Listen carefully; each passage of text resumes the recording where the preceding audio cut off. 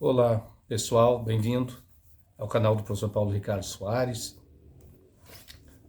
Para não esquecer, apenas para reforçar, dê um like para mim, por gentileza, se inscreva no canal, ajudem a crescer, a fazer com que cresça este canal e que eu possa ter mais espaço para poder trazer conhecimento e trabalhar com meus assuntos, às vezes polêmicos, porque afinal de contas, pela idade que eu tenho, pelo profissionalismo que sempre zelei, eu jamais vou falar da minha área, dentro da minha área, coisas que não são verdadeiras. Por isso que eu sempre vou colocar fatos que muitas pessoas poderão ficar chateadas, mas eu peço minhas escusas se alguém ficar chateado por questão de fé.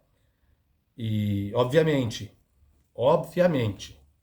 se pessoas que frequentam igrejas, principalmente cristãos praticantes, agora o que é um cristão praticante é muito relativo. Eu diria que um cristão praticante é aquele que faz a caridade, que ajuda, que está presente, que procura um amigo, que não esquece dos amigos, não esquece uma pessoa, ajuda as pessoas que estão sofrendo, que tem consciência em votar e não votar em corrupto, que não vende seu voto.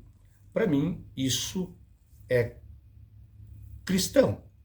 Porque se a pessoa acha que ser cristão é ir à missa todos os domingos, que seja no sábado, ou se os adventistas se acham também ser cristão é guardar o sabat, né, os adventistas, se qualquer denominação doutrinal achar que ser cristão é cumprir os preceitos do seu pastor, do seu padre, do seu reverendo, eu confesso que estão enganados, ok? Porque a salvação, isso é uma coisa que eu admiro muito na filosofia espírita. Se alguém acredita ou não acredita, é questão de fé e o respeito.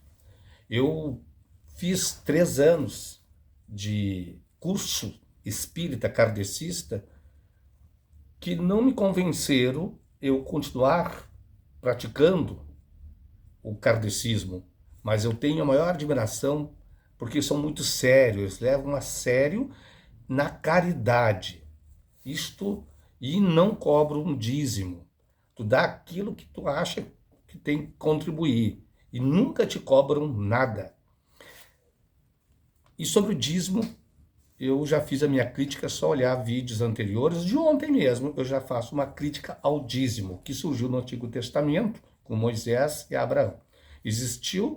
Partiu de 2 figuras que não há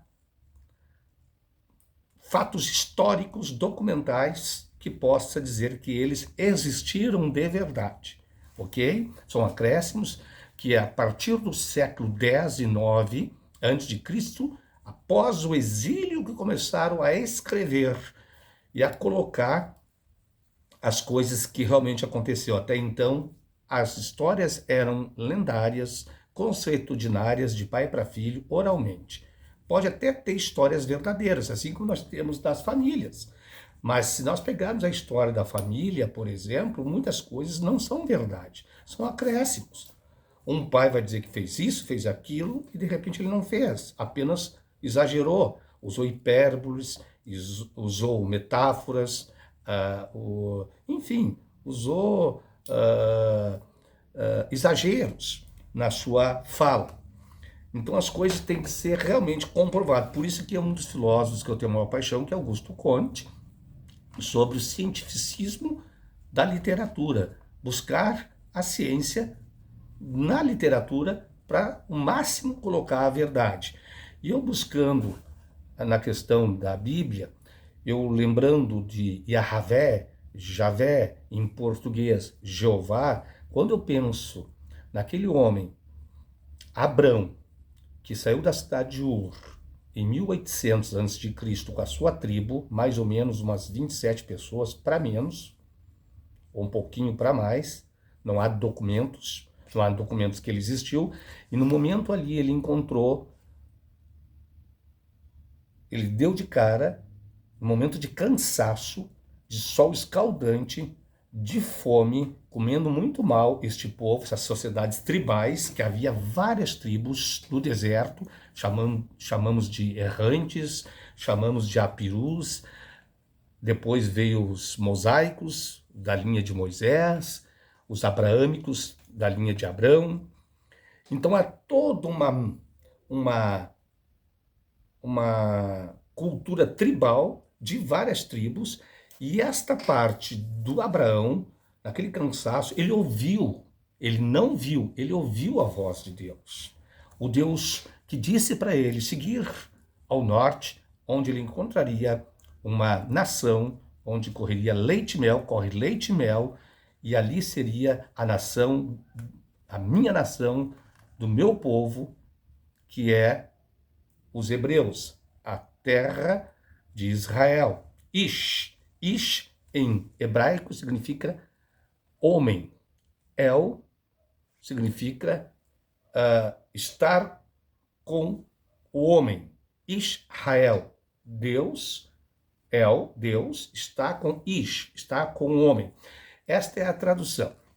Então, quando Abrão, que se tornou aí um monoteísta com esse Deus, esse ser celestial que falou com ele, e se pronunciou, primeiro não se pronunciou com vogais. Nós vamos pegar a letra Y, a letra H, W, H, são só consoantes, não havia condições de ler o nome dele.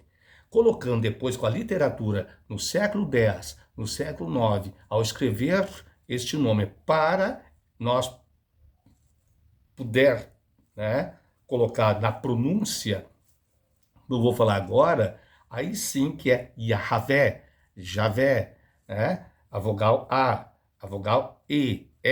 Então logo ele se manifestou, e como é que Deus, esse Yahvé, que não tinha as vogais, só as consoantes, se manifestou para ele?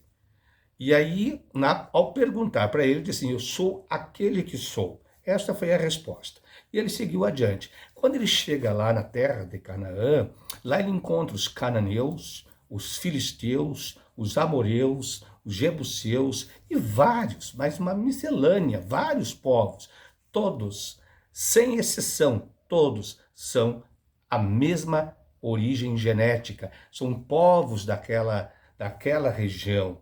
Os árabes só vai ser lá por 711 depois de Cristo, que vão chegar ao norte da África e vão conseguir chegar onde hoje seria o Iraque, que hoje o Iraque é um país de língua e de genética árabe.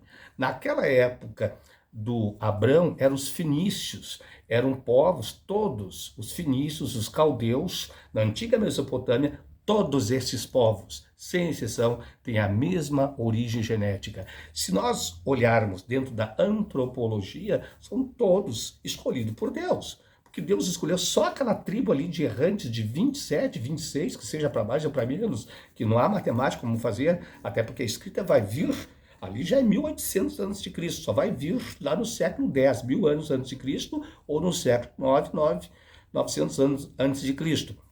E quando pega esse Javé, quando chegam já com este nome, lá onde seria hoje o Estado de Israel, já havia um Deus conhecido como Elohim, já havia o outro Deus conhecido como Baal, um Deus da fertilidade, um Deus da chuva, um Deus guerreiro, e Javé também é conhecido nessa região já pelos povos antigos, os antigos, antes da tribo de Abraão, já eram conhecidos como, já conhecia esse Deus Yahvé, Javé ou Jeová, como um Deus guerreiro, inclusive que tinha até esposa.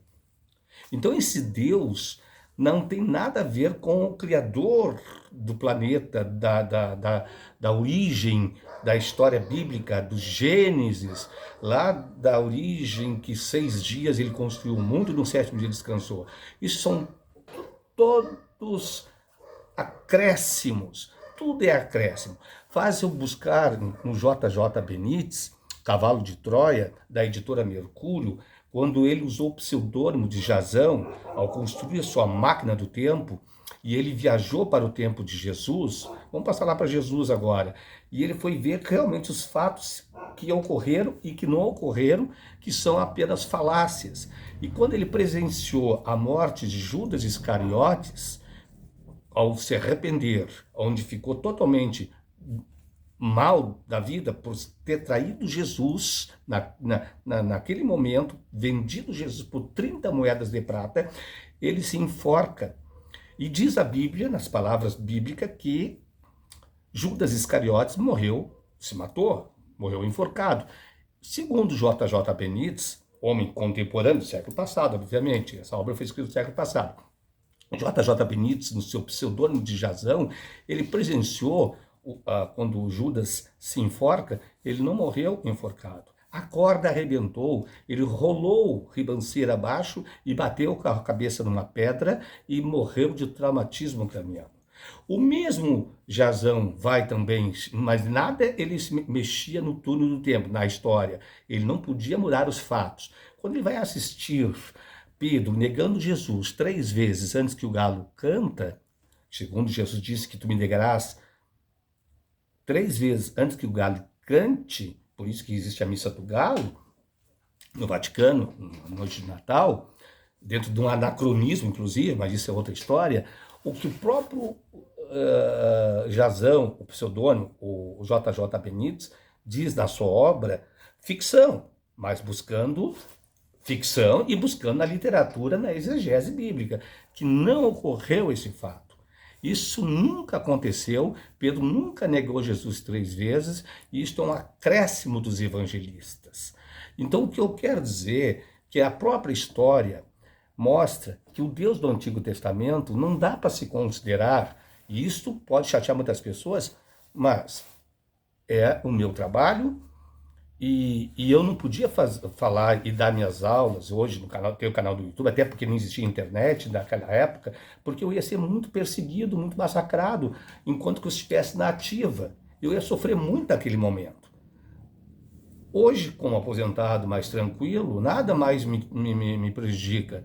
Eu estou com meus 64 anos, mas isso me angustiava muito. Na faculdade, quando tu vai discutir com um professor, que hoje inclusive chega a ser bispo, tem 4 bispos hoje no Brasil, que foram meus professores de teologia do Antigo Testamento, teologia do Novo Testamento, história de Israel 1, Israel 2, aí hebraico também, enfim, história bíblica, introdução à Bíblia, etc, etc. Grego. O que eu quero dizer para vocês é que a gente sofre muito, mas quando a gente chega a uma certa idade e que tu pode botar para fora e se sente melhor, inclusive muitas doenças que eu tinha até me curei, porque eram psicossomáticas, porque a angústia de não poder enfrentar os poderosos estão inseridos em qualquer instituição e a igreja não foge à regra. Quantas igrejas massacram? E se aquelas pessoas que vão aos seus cultos, vão às suas missas e não obedecem às regras, eu não estou dizendo o povo que assiste a missa, o povo que assiste o culto. Eu digo aqueles que fazem parte do clero, que são peças importantes da igreja. Esses são alijados, são jogados fora, são tratados como patinho feio. Foi o que ocorreu muito comigo. Então hoje, com a tranquilidade, eu digo que esse Deus do Antigo Testamento não é o Deus do Novo Testamento. Quando Jesus fala do Deus que ninguém vai ao Pai senão por mim, Jesus está se manifestando a um Deus realmente que nós, ontologicamente, buscando a ontologia, dentro da deontologia, é um Deus cósmico, é um Deus que Jesus sentia a manifestação nele e ele passou. Este Deus do Novo Testamento é o Deus que eu amo, é o Deus que eu respeito e é o Jesus, porque eu me trato e me sinto um homem cristão, porque eu creio nas palavras de Jesus, buscando, claro, as exegeses, coisas que Jesus não falou porque eu estudo. Eu sou da teologia, eu sou teólogo, sou historiador, então eu trabalho isso.